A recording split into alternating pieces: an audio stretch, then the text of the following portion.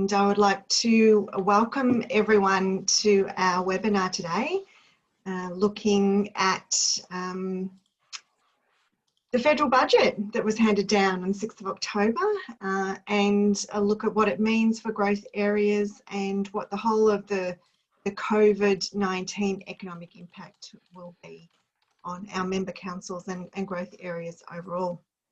So there's some really interesting elements to that, and I'm looking forward to going through them today and talking to our experts as well as our participants. So my name is Bronwyn Clark. I'm the Executive Officer of the National Growth Areas Alliance. Welcome everyone. I'd like to acknowledge that I'm broadcasting to you today from the lands of the Boonwurrung people of the Kulin Nation, and I'd like to pay my respects to their elders past and present. As I said, we have participants from across our 4 states and predominantly from within our member councils, but we're really pleased to have you all here. So just a bit of housekeeping before we start. Please do, participants, please keep your microphone muted at all times. There is a Q&A session scheduled for the second half of this session, or the last 15-20 minutes. So please feel free to add questions during the presentation on the Q&A section at the bottom of your screens. You can, I believe, upvote them, so the most popular ones will be the ones that we go through. We are recording this webinar and it will be made available in due course to our members on our website. So now to introduce our speakers. Aaron Hill is our first speaker. He's a partner at Deloitte Access Economics, where he leads their practice in South Australia and the Northern Territory. He advises on urban transport and technology economics and deals predominantly, or maybe not predominantly, but very often with local government. So he's a bit of an expert in this space. Before joining Deloitte, Aaron held a number of roles in the public sector, including as an advisor to the Deputy Prime Minister and Treasurer and economic advisor to the Premier of South Australia. And word is he originally hails from the city of Playford, one of our member councils. So after Aaron speaks today, I'll provide an overview of what the budget outcomes for our membership in comparison to what we put up as our wish list. And then we'll take a close look at the broader economic situation in growth areas. And Rob Hall, who's an economist at ID and an old friend of the National Growth Areas Alliance, will do that for us. Rob has a 15-year background in economics, demographics, statistics and strategic planning, with a focus on understanding how economic forces influence local government across Australia. At ID, Rob leads the economic team and provides local government with high quality and high frequency analysis and information tools. And I'm sure that most council officers participating today will have made good use of Rob's work at some point. So for the first 15 minutes or so, we're going to hear from Aaron. He'll provide a high-level overview of budget analysis and really set us up for a great discussion today. So Aaron, I'll hand over to you. Just unmute. Just get you to unmute. I'm on mute. So I'm just hoping that everyone can see my slides and that I wasn't on mute. So I think that I've managed to achieve both of those things now, which is great. So just really appreciate the opportunity to talk to everybody today. I think that, as Bronwyn mentioned, outer suburbs are pretty close to my heart. I'm originally from, it would be fair to say, both Playford and Salisbury. I see a P. Harrison on the call, so I'm betting that's Phil Harrison from Playford. So it's great to talk to you all. As Bronwyn mentioned, we do lots of work in our civil government practice, which I lead, with local governments right across the country, as well as central agencies in state and federal government and economic development agencies. And so we do a lot of thinking about what the future of the outer suburbs are in particular, and what I guess the dynamics of the economy as we progress through the current recession. And so there's two other things. I also just wanted to start by acknowledging that I'm presenting from Ghana land here in Adelaide today. And the other thing I wanted to do is just apologise for the fact that I, like the Australian economy, have caught a cold. I haven't caught COVID, fortunately, because that would be a bit of a disaster being in Adelaide. And because whether there hasn't been any cases for some time, but you just bear with me, I really appreciate it. But we'll just start, and I'm going to start by talking about the economy as a whole, some of the issues that we've seen, then dig into both the budget, what some of the expenditure looks like, and then some of the details behind the forecasts in that budget, and what that might mean specifically for outer suburban areas. And so the central theme at the moment in Access Economics is forecasting is really that we see a tight connection between the trajectory of the virus and the growth of the economy. And so we were pretty early with that. And some people at the time thought that that was a little bit counterintuitive, that, oh, there's all these shutdowns, that means that there's not going to be any economic activity, and then that therefore things will struggle. But what we've actually found is the opposite of that. If we're able to control the virus and to maintain control of the virus, then that's actually what is going to underpin future economic growth. And you can actually see that start to play out across different countries around the world. And so if you've seen anyone from Deloitte present in the last 3 months, they've probably given you a version of this chart which tracks on the left-hand side the number of cases per million persons with the growth of the economy. And you can see that there's actually a fairly obvious relationship where if you're able to manage the number of people who get sick, you're able to maintain your economic growth. There's a couple of outliers in that. There's the case of Sweden, which has been able to maintain its economic growth relatively robustly. But on the whole, that's the trajectory that we're seeing around the world. And so that broad trajectory has informed 3 broad futures that we see for the Australian economy. One where the effects of COVID-19 are relatively mild. One which used to be our core scenario, where we thought that we would be somewhere in the middle, and a scenario that sort of a worst case type scenario that we wanted to avoid. And so the mild scenario talked about basically a first wave without a second wave. The harsh scenario was sort of rolling second waves, and something like what we're seeing in Victoria, but across the country as a whole, maybe with a little bit less lockdown. And then a severe scenario, which is perhaps more akin to what we're currently seeing in parts of Europe and the United States. And so, in line with our broad perspective that performance with regard to controlling the virus is connected to economic performance, that our domestic recovery really tracks to how well we do controlling the virus. And so under that mild scenario where we prevent second waves, we actually start to see economic recovery from about over the last couple of months, which we've started to see. Under the harsh scenario where we saw second waves, which is perhaps where Victoria is at the moment, we start to see that economic activity later and perhaps in the beginning of next year. And then in the worst case, it's sort of after the end of the outbreak. And then around the world, there's essentially a mixture of different versions of good and bad that sort of track to that. So there's under those 3 broad scenarios, the principal difference between each of them is is how deep the recession is and how long it goes on for. And so you can see under the mild scenario there in green that you've actually got a relatively fast bounce back. That happens after sort of a flat point. That's about the sort of the quarter that we're just finishing up now.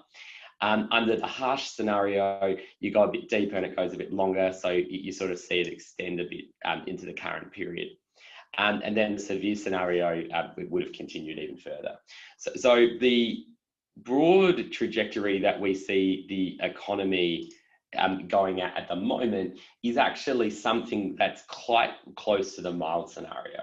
So business outlook subscribers, Deloitte Access Economics business outlook subscribers would know our forecasts. They are under embargo for next week. I know a number of the councils on this call are subscribers to those forecasts, so I won't spill the beans entirely, but broadly what we but broadly what we see is a trajectory that looks like the mild scenario, especially for the part of Australia ex-Victoria. And so we're currently tracking fairly close to that green line, but I'll keep most of the rest of that for next week, but our subscribers already know some of the detail there. So broadly, as I've just mentioned, that we see the virus being contained and seeing a gradual economic recovery over time. So, as Bronwyn mentioned, I did used to work as an advisor. I was actually a budget advisor in the Treasurer's office in Canberra. Not this treasurer, not the last treasurer. In fact, it's several treasurers ago. It just goes to show that I'm not as young as I'd like to think that I was. But you know, we were actually, so I was a Treasury advisor from about 2010 to 2012, and I'm actually just wrapping up in the end of 2011. And we had sort of two budgets in that period that were, you know, they were obviously in relatively similar circumstances, recovering from the global financial crisis, facing down some of the challenges that we faced at the time. And the issues that we faced then are similar in some ways to the issues that the current government really faces today. And they're trying to think through, what does recovery look like? How much debt can we afford to get into? And what are the ways that we can support economic activity going forward? And those are really similar, at least in type, to the kinds of challenges that the government faced back in the 2011-12 budget, which was the budget that I principally worked on, as well as a couple of my EFOs. And so the thing that's really interesting here, of course, is that what we've seen is the government really sort of break type. And so after many years of being really concerned about debt and deficit, the government has done the right thing and is spending the money that it takes to get the economy moving again. And that's an absolutely fantastic outcome that we should be really pleased about. And so the government's forecasting a pretty significant, a very significant deficit for the financial year ending in 2021. Really is the result of two sets of effects. The first effect is that there's falls in the tax take and personal tax. So company tax is the major variable because you only tax profits, not revenue. And so you basically have a really strong hit to profits because fewer businesses are making money. And so you see your corporate tax take fall fairly significantly, but you also see a less significant in proportional terms fall in income tax as wage growth slows. Those moves in tax, and so there's less money coming in, they're dwarfed by the spending increase. And so in those GFC budgets, spending rose by about 2.5 percentage points in the years to 09-10, so just before I got to Canberra.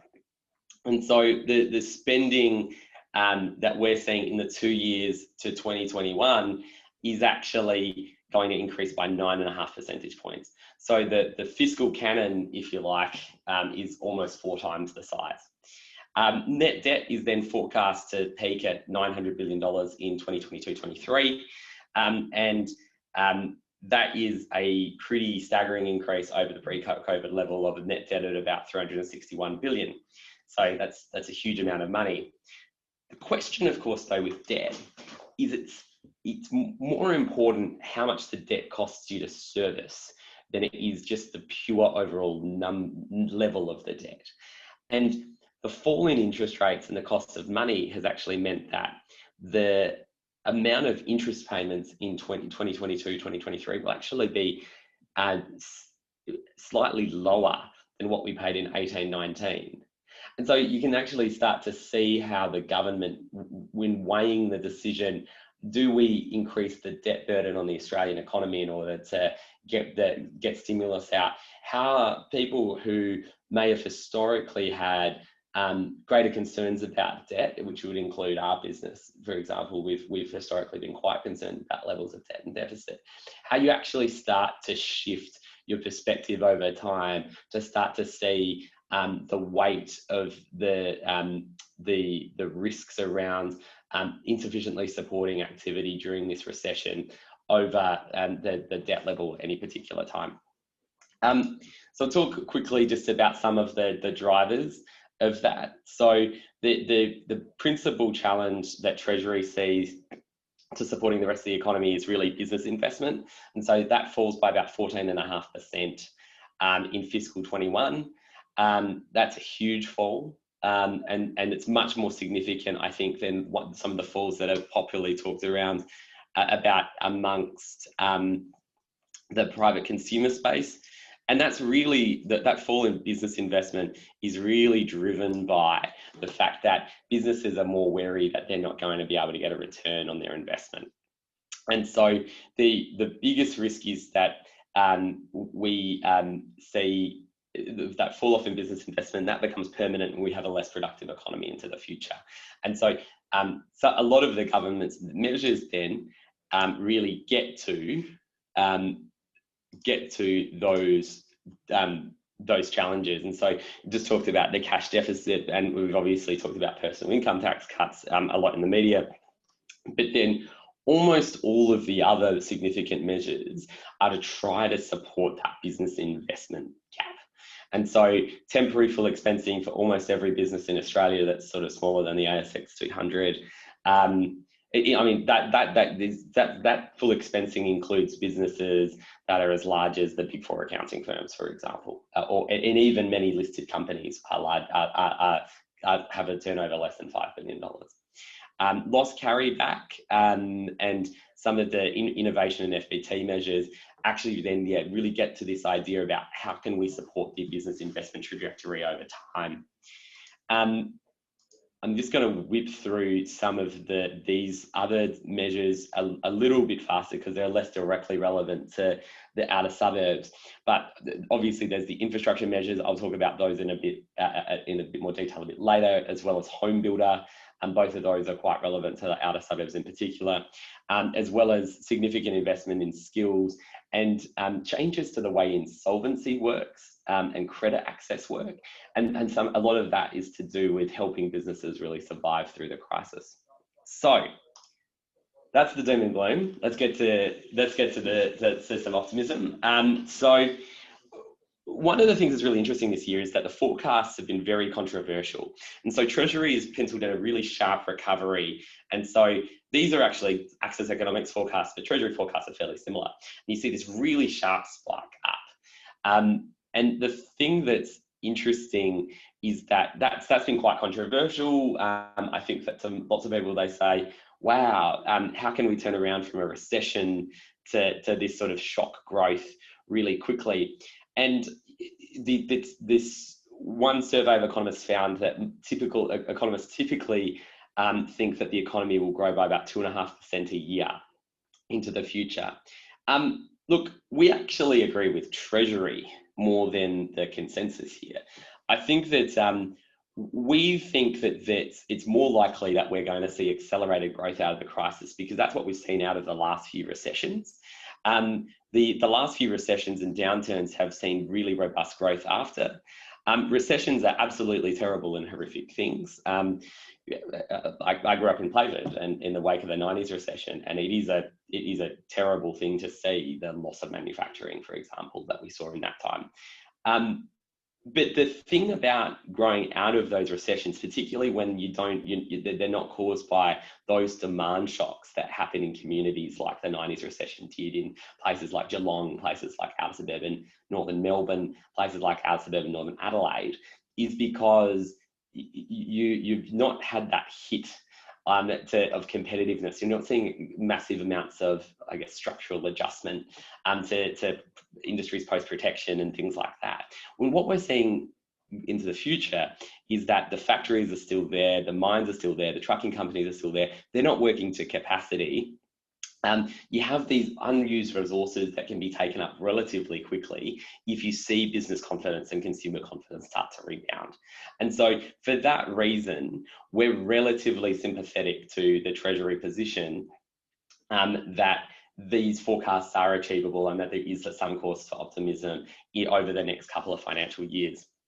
One topic that I just wanted to get into, obviously this is a very interesting topic for people on this call, is what the population forecasts in the budget look like. And I've actually used Treasury's numbers here. We were just talking before we hopped on the call just about, you know, some quirks, and there are some quirks, and there's, of course, forecasts are always a topic for debate. But it is actually really interesting to see the way that Treasury is thinking through the shape of population. And so the starting point for population is this sort of historical look back at what we've seen across the states. Population sort of is growing very rapidly, particularly in Victoria, and to a lesser extent proportionally in New South Wales and Queensland. And so Victoria grows by as much a month as South Australia does in a year. And so that gives you a sense of just the scale of the growth that exists in Victoria. And so over the last 4 years, we've seen 4-year average growth at about 140,000 persons per annum, and a total of 574 extra persons in Victoria over that period in the 4 years to 2019. Similar rates of growth in slightly slower rates of growth in Queensland and New South Wales, but still very robust, where you're talking about the better part of 100,000 people in both of those places on average per year moving into those states.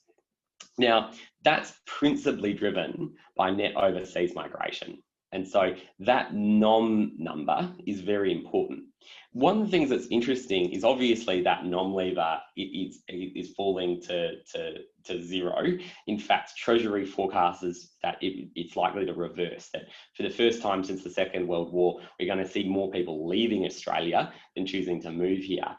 I'm actually a little skeptical that things aren't quite like that dire, but I think that there's no huge reason to disagree with the direction of that. I think there is a possibility that there's a strong possibility that Treasury forecasts will come to pass. What we're seeing is, so what we see then over the course of the next year, according to the Treasury forecasts, is very much slowed growth. And the growth becomes much more about net interstate migration than it is about net overseas migration. And so New South Wales, which has had net interstate migration, people leaving for some time, is forecast to have a falling population in the current financial year. On the other hand, Queensland and Victoria, just double checking that I haven't made an error with that Queensland number, because that's actually quite, no, that is correct. Those states continue to actually see a really robust rate of growth, because their growth is really driven more by net interstate migration than it is by that net overseas migration. So Queensland used to have quite a robust rate.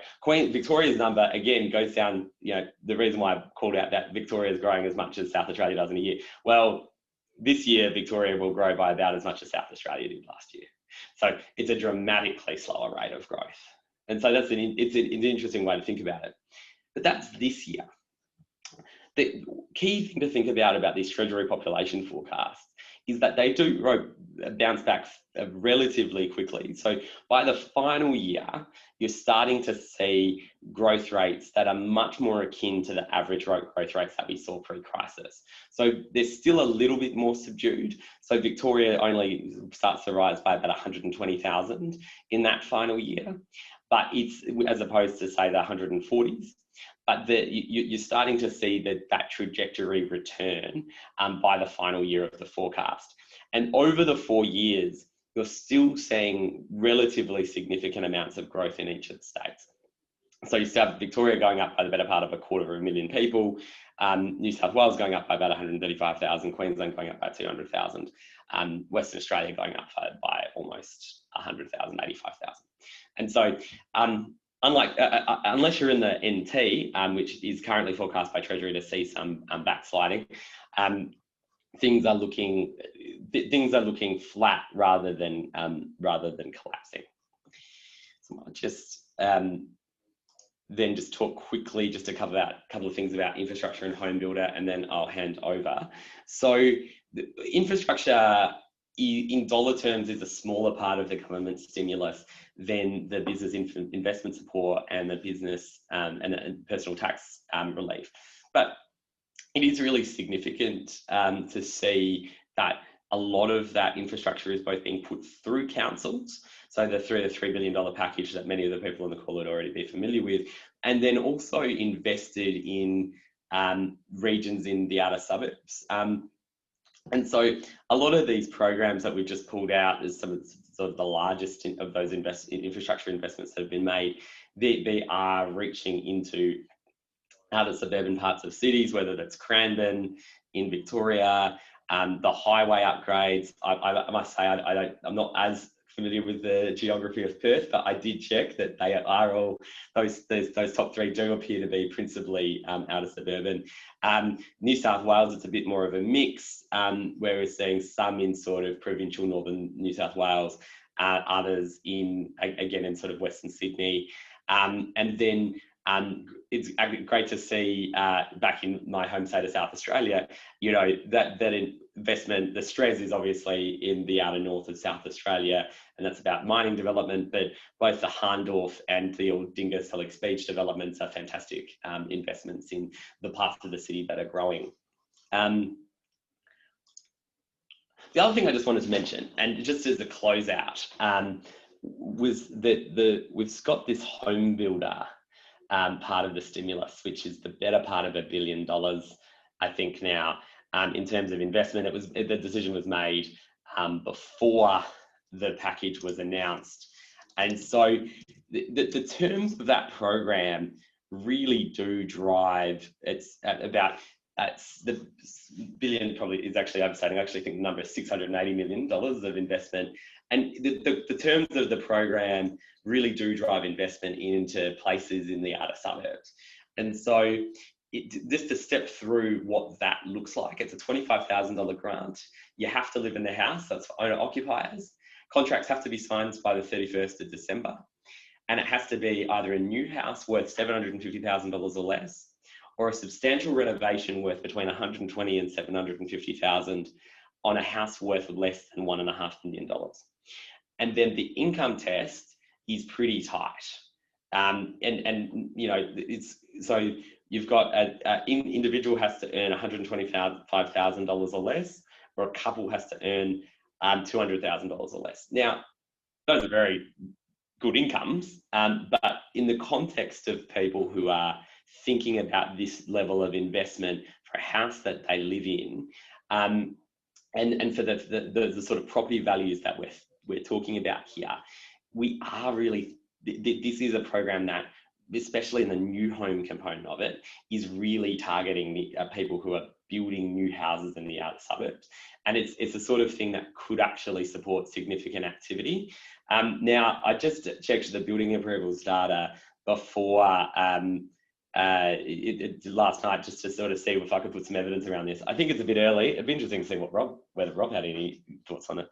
But it's only in the latest building approvals data, only South Australia and Tasmania had actually got their program up and running. And you do see a bit of an uptick in places like, sorry, in places like Playford and Onkaparinga.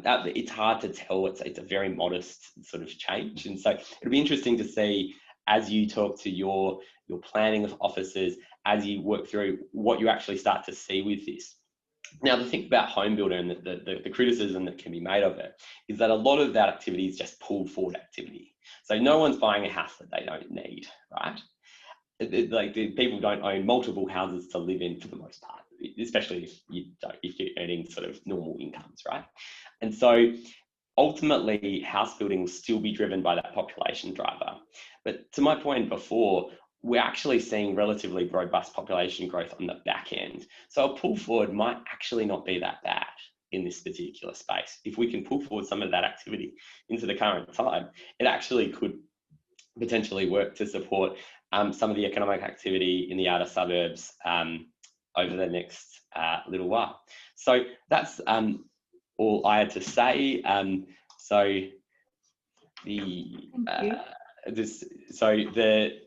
just ways to get further information. The budget summary is online at deloitte.com.au. Full pack of our forecast comes out next week. Our subscribers, which include many local governments, already have the sneak peek with the full detailed breakdowns. You can connect with me on LinkedIn, follow me on Twitter, follow us on Twitter as a whole, and we're here to take questions for a bit after. Great. So I will stop sharing and head over to Rob.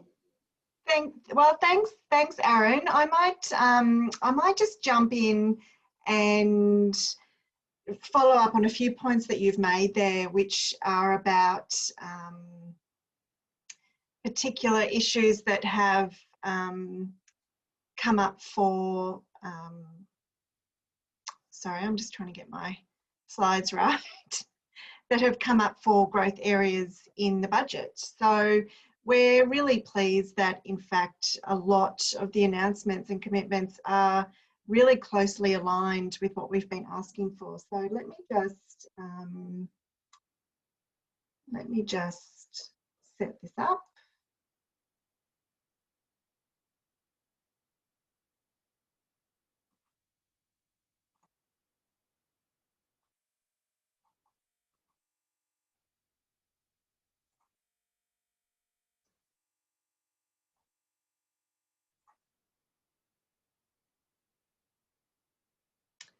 So hopefully you can see that well, but really what we're talking about is, we made 2 submissions during the year, obviously our budget submission, but then we came back with some ideas around the COVID economic recovery and how growth areas can play a role in that and what it means. And so we're really pleased that a lot of the commitments made do align with that. What we need to do now is, as a national alliance, is to try and start the process of monitoring and holding the government to account that these things actually happen. So we know that there are still a lot of things that were announced by a media release during the 2019 election campaign, the previous year's budget, this year's budget, and stimulus announcements that, so many announcements were made and commitments made that it's a bit of a spider's web to try and figure out exactly the situation, and we're going to try really hard to work with our member councils to try to keep an eye on all of those announcements made. But just very briefly, in terms of the things that we were seeking for growth areas, we wanted that extra commitment to the 10-year pipeline, and in fact it was expanded, the infrastructure pipeline. As Aaron pointed out, some things for growth areas, not everything, but that commitment is a good one. We also wanted to have additional support for local government to work on community infrastructure projects. Now that's part of stimulus package and now in budget commitments. So we're really pleased with those local roads and community infrastructure spending and the community development grants. We asked for improved conditions for business growth, especially small business, manufacturing, and we've highlighted the growth centre strategy a number of times in our advocacy, and a lot has been happening in that space. So I think that's a really important and exciting one for growth areas who do have a strong manufacturing base, especially in the West, in some of these resources, technology and minerals processing. Certainly in amongst our member councils, we've got food and beverage focuses, recycling, and not so much defence and space, but there are opportunities there. We also, like many others, asked for support for the construction industry because our economies rely so much on that. And as Aaron's pointed out, a number of really significant developments there. We've been asking for a long time about creating jobs locally. Now, not only is that part of our work from home initiative and research that we found there's huge potential to shift the geographic location of employment in Australia, but also the local jobs program, which ties in perfectly with our focus on young people and the real challenges that they're going to be facing going forward. Health facilities and services, we've had webinars about young people and about mental health, and you know, we're really pleased that that there's been some recognition of that in the budget as well.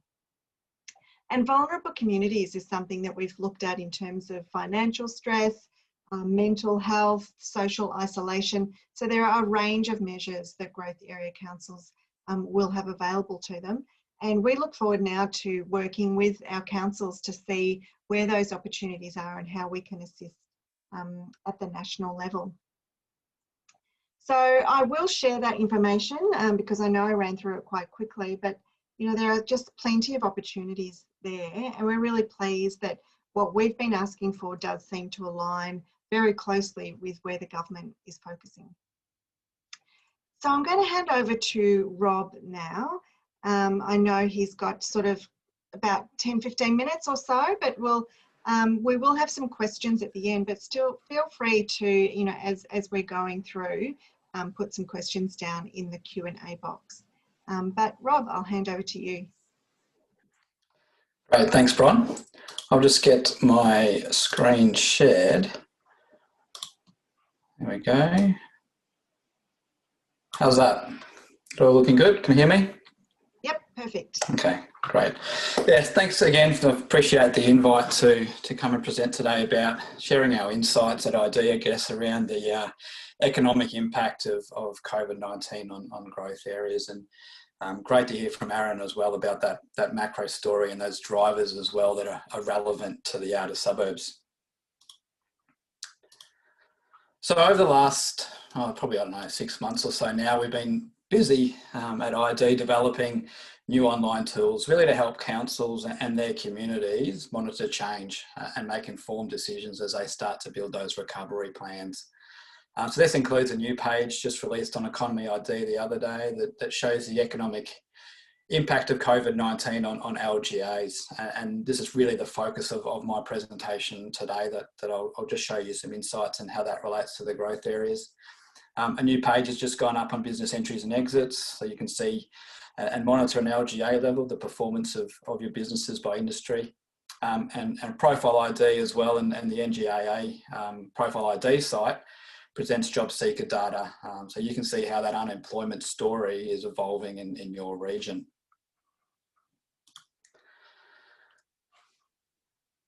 And what we see, I guess, is that, you know, all the analysis that we've done looking at the local government data on our sites is that those impacts really vary from region to region. And, you know, it depends on, I guess, you know, as Aaron was talking about, the number of cases, you know, having a strong link to that. And you can see in the initial stages to June 2020 that New South Wales and especially Victoria being the most impacted. But you can also see that other regions have also been impacted, and it's more than just a state-by-state story. The initial stages of COVID, sort of more into June, the largest impacts were actually on the coastal areas across Australia. And you know, those areas being heavily impacted by the lower visitation levels related to tourism. Some of those are starting to recovery though. So, you know, there's not just a state by state, but how regions are impacted is going to change over time. So some of those coastal areas are starting to recover, especially in Queensland. But those that are sort of more reliant on international visitors may have a longer path to their recovery.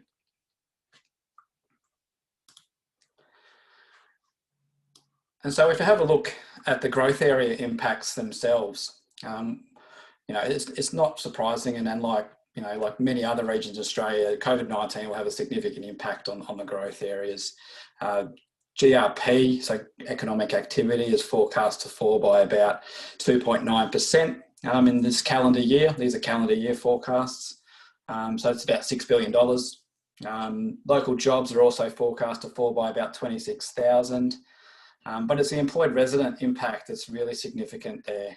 So a fall around 51,000, really highlighting, I guess, the importance of growth areas in supporting the labour force requirements of capital cities. In terms of the recovery, we do see that bounce back year in 2021. And I guess the issue though is we don't see employed residents getting back to their pre-COVID-19 levels until midway through 2022.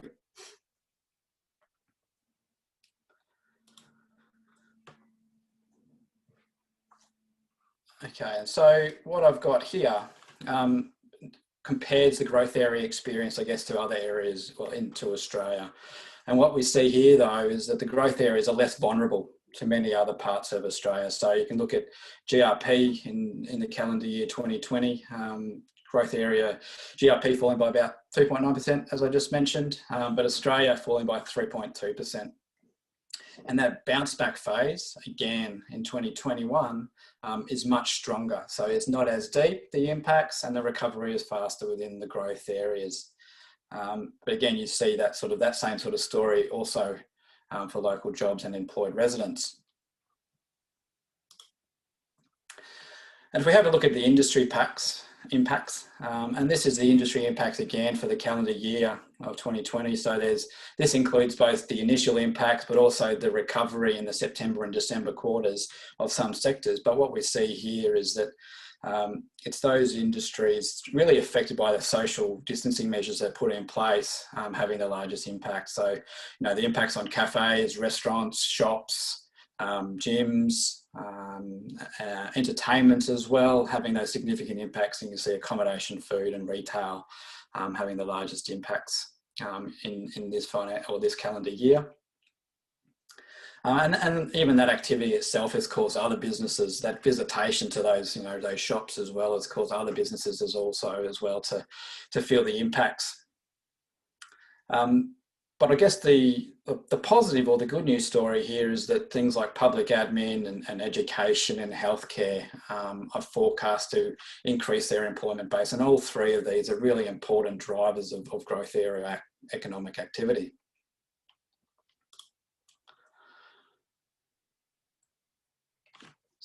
And when we break this down, we've got this is the calendar year impacts for all the growth area local government.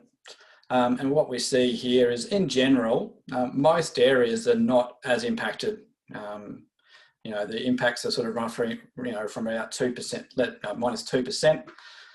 The average is about 2.9%, but many fall on the right side of this chart. And I guess it's no surprise, though, in 2020 that the largest impacts fall on the Victorian LGAs shown there in orange. But the important point here also is that those impacts for each LGA, the nature or the story that sits behind them is different.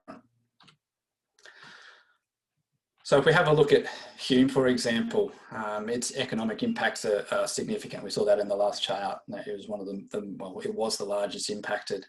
And it's impacted this way really for two main reasons. The first is the social distancing measures that all LGAs have faced, but also the impact of Melbourne Airport and the businesses that are related to the airport and the multiplier effects that activity has. And so you can see that the economic impacts are significantly high for Hume, whereas in places like Penrith and Playford, we're seeing more of that social distancing impact. We're not seeing the other parts of COVID-19 taking place there. City of Swan, their impacts are elevated as well again because of their proximity to Perth Airport. And you can also see the employed resident story there with some places being much more exposed. So Hume being more exposed to some of the other impacts that are occurring in the metropolitan area. And the Victorian impacts that have occurred.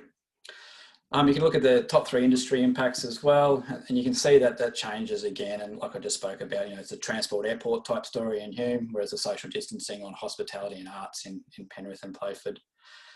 You can also see the unemployment impact story being quite different as well. So in Playford, it's starting from a very high base, I guess, at about 13.8% back in March of this year. It's grown to 18.6%. So was already under pressure, but the number now is significantly high. Whereas in Hume, it started much lower at around 7%, but that's now doubled. That rate has doubled on those that are on JobSeeker since March. And then we see that, that overseas migration fall that's been forecast. We saw that in Aaron's slide there from the federal budget, but that the nature of that also is going to be different depending on the growth areas that we're talking about. So Hume and Penrith in particular are very exposed, I guess, to overseas migrants being the ones that drive a lot of their population growth. I guess this slide is really just trying to highlight you needing to understand that sort of local story and how that is different from region to region.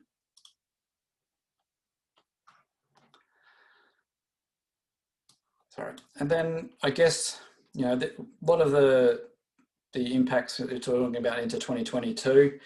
But when we look into 2021, there's a number of headwinds that the Australian economy will face.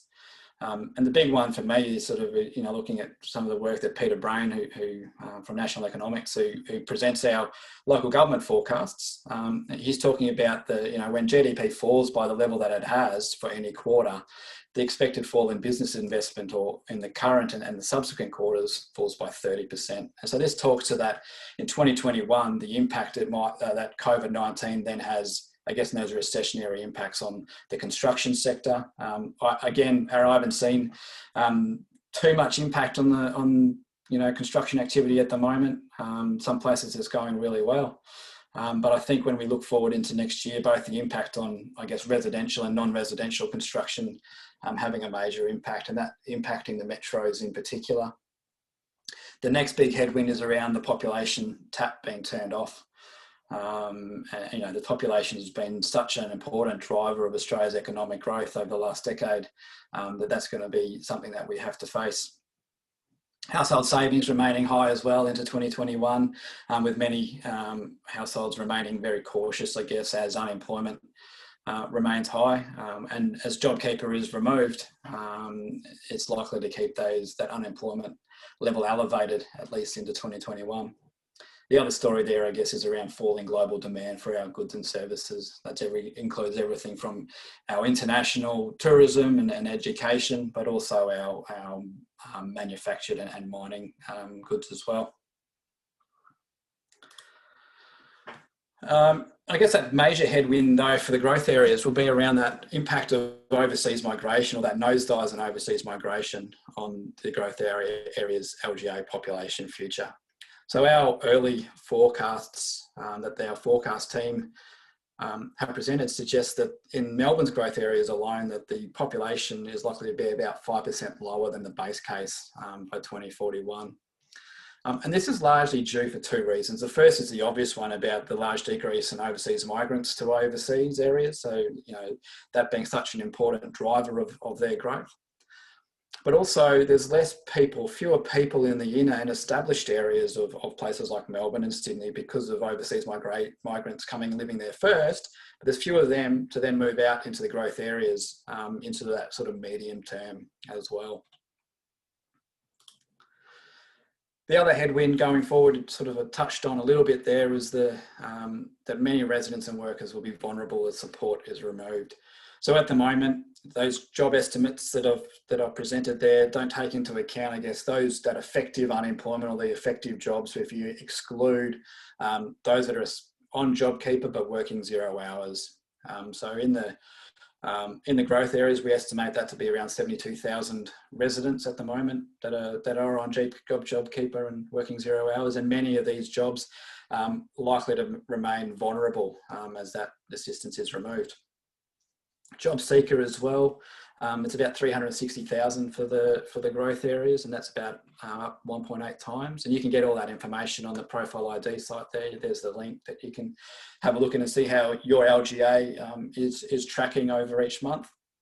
But the big one also then is that the impact it has on younger workers, and we've already seen that the COVID-19 having this disproportionate impact on the 15 to 24-year-old cohort. And then when we look at census data, we also know that looking at the growth areas, that in 2016, they already had a very high level of disengagement. So that's not studying and not earning as well. So COVID-19 has that potential to have a significant impact, I guess, on youth within the growth areas. And really, just to conclude this presentation, that there'll be some long run damage and opportunities as well that come from COVID-19. Everything from this shift, or the accelerated shift to online spending and online fitness sessions, or being able to work more remotely as well. But I guess the evidence today that I've shared is, there's opportunities for growth areas to be thinking about those activity centre strategies in particular, to deal with that potential for higher vacancies. Those infrastructure projects that Brian mentioned there, and Aaron presented as well for the growth areas, provides this really important opportunity for growth areas to catch up, to be able to leverage the economic story and not have to worry about that excessively fast population growth as well, and being able to use infrastructure to drive economic outcomes rather than to support population. Opportunities, I think, around remote working or knowledge outposts, as people have become much more accepting, I guess, of working remotely, whether or not that is a fundamental shift, or is that just provides more opportunities per week to do so. It's something that has yet to be seen. And of course, opportunities around local manufacturing, improving those supply chain links with local industry. So that's all I've got to present today. You can get all the COVID-19 forecasts on Economy ID, and you can check out how your area is impacted by industry, looking at both the local job and employed resident story. There's too many, I guess, stories to tell from that today, but please go and have a look at those when you get a chance, and so you can start building your recovery plan. Thank you. Wonderful. Thanks, Rob. Really appreciate that. And, I'm really pleased to see that there's, it's not all drastically bad news from either of our speakers today. So, phew. We'll just jump into a couple of questions because we've only got a few minutes left. So the first one is from Phil, old mate Phil at Harrison at Playford, old mate of Aaron's. So the pause button on immigration and population growth would be welcomed by some of our NGAA members, he says. This opportunity would allow our fast-growing communities to catch a breath and focus on hard and soft infrastructure deficits. So how will this impact on the domestic economy? Is his question. Yeah, it's a really interesting point, because obviously there's less activity, but so that will the pain of that is relatively concentrated. And so the people who won't be as busy are a relatively small group of people, and then the broader pain, the challenges of that is sort of quite dispersed. So just slightly lower retail demand than you'd expected. And so the Phil's could be right that there is an element of people in some of these communities who've been seeing really rapid change and will actually start to see slightly slower change. The growth will still continue to occur. And that could be welcome socially. I think the important part of that is, to Rob's point, is that now's an opportunity to then get the infrastructure right. For the future, it's important that you don't take your eye off the ball and say, population growth's not coming back. I think it's pretty clear that it is. And even so far as you've got a delay, and you will have fewer people in Australia as late into the future as 2030, 2035 as a result of this. And to Rob's numbers, even to 2040, I think that was one of the things he referred to, which seems entirely plausible to me. I think that you're facing a set of challenges that you still have to make the most of. So you still have more people, they still need more infrastructure, and this might give you some time to do that in a more comfortable way, perhaps. Yeah. And we're really hoping that this isn't a sort of a get out of jail free card for state and federal governments to use that excuse of lower migration. Rob, did you have any comments on that? Or?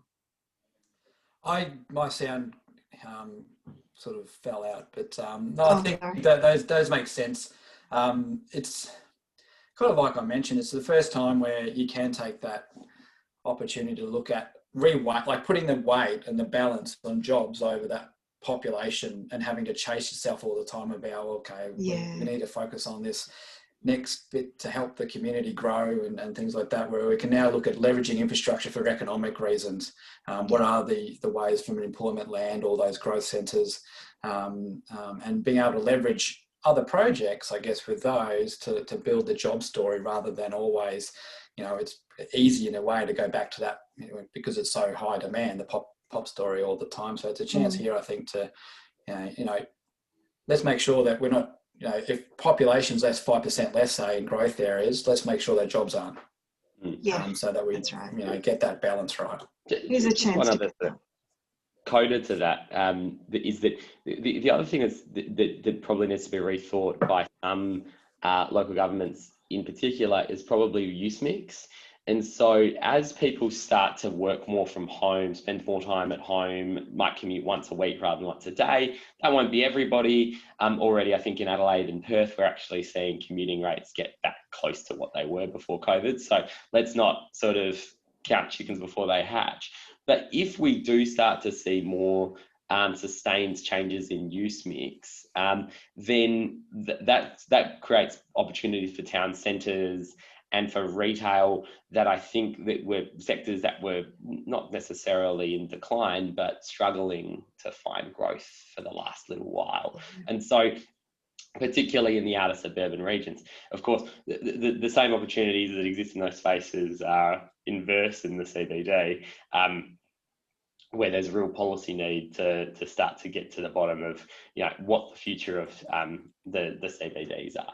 Because the same people who are now buying coffees in Melton and in Crandon and in Hume are the people who would have otherwise be buying them on Collins Street. So that's something that's a rethink. Yeah, look, we're going into this next period of time looking at it as an opportunity to sort of reimagine urban neighbourhood design as well, and not just houses that might need a working space within the house, but neighbourhoods and community on co-working spaces and hubs, and as well as the green space and open space that's needed when a lot of people are spending more time at home. So just one last observation from Phil again, that residential construction, obviously the numbers are down in some states, but I can back this up with what I've heard from Perth as well, that going from west and the wave coming across to the east, numbers are up in development applications, and local economies are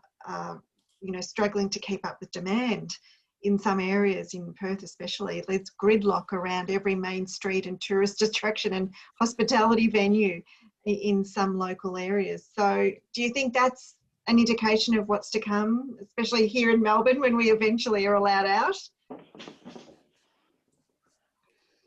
I hope it is. Yeah, I might go. I'll take it first. Yeah, I think that, that's definitely in line with that idea that I talked about earlier, that the deeper you go, the harder you bounce back. And so you will see some element of recovery. There would be people who wanted to buy or build a house who chose not to during the lockdown and all of a sudden will. Now, the thing to remember is that's not going to get you back to your post-COVID, pre-COVID levels of growth, plus all the activity that you've missed.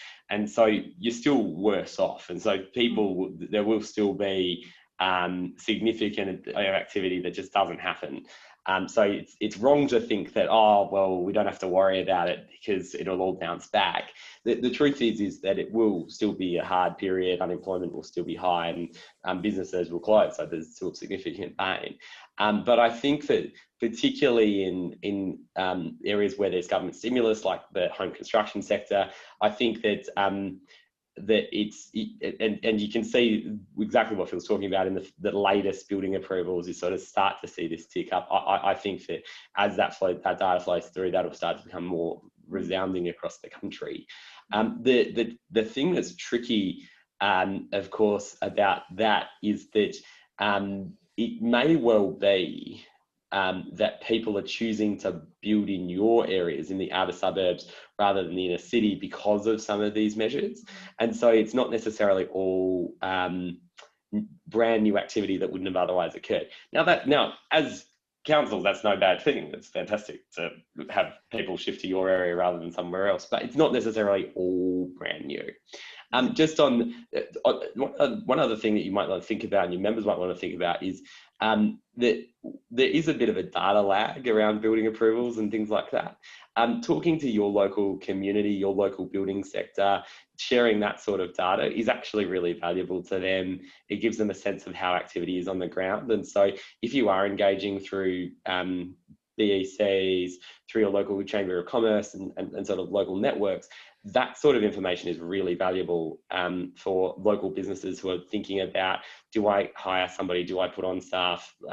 If I'm a chippy and I've got an apprentice and I know, oh wow, Playford Council just approved 420 houses in a quarter, that actually really encourages confidence. So I'd really encourage you to go and talk to your planning teams, go and talk to your people who do permitting for things like food and hospitality, to try and get information out to local business, so it just help them make decisions about keeping on staff and giving them confidence that it's not just that it's not just optimism, it's not just political spin from Canberra or from Spring Street or from Macquarie Street or North Terrace, that it's actually real and happening on the ground. So I strongly encourage you to go out and talk to your to local business community.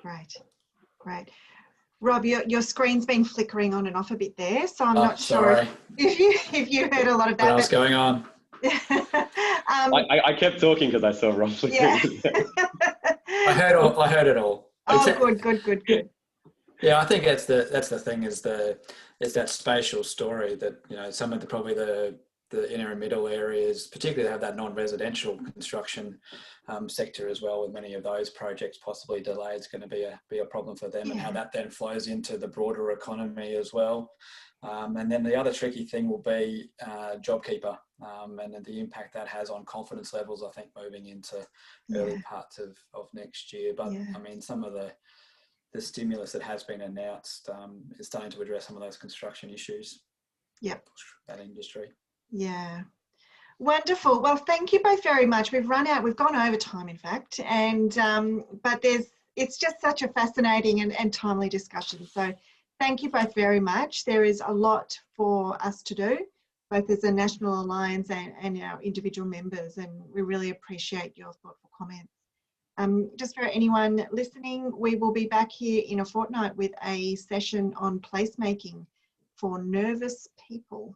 So how are we going to find and connect to place in a post-pandemic world? So have a look at our website for details on that. But otherwise, thank you very much, Aaron and Rob.